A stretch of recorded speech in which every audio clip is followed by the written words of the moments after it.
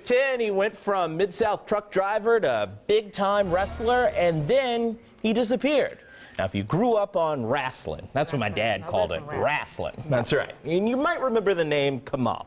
Well, tonight, WREG's Alex Coleman goes one-on-one with Kamala and tells us why he's now facing his biggest battle outside the ring.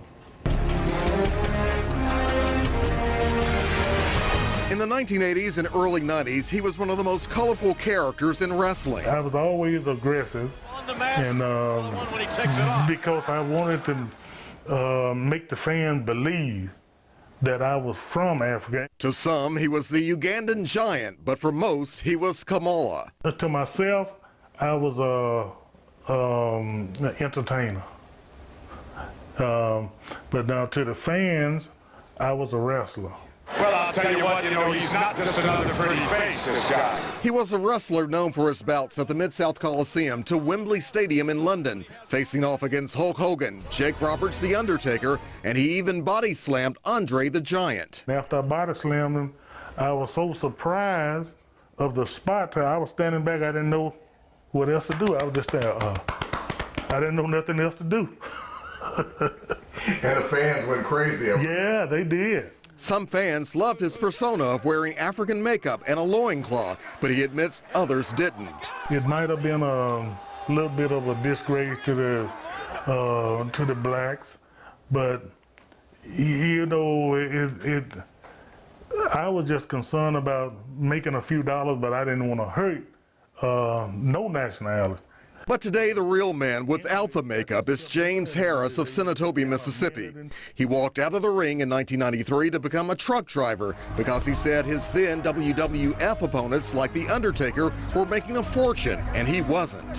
The Undertaker, he didn't tell me this himself, but he made $500,000. I made $13,000. I made $13,000. So I don't think that was fair. But his biggest battle in life was yet to come. Back in October, I went in the hospital and I had to go on dialysis.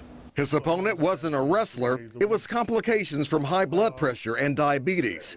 To make matters worse, the once fearless Kamala would eventually have to have his leg amputated. I had a few times that I shedded a few tears, about it, but I never questioned God. His faith never wavered because of his support he received from his wife, Jean.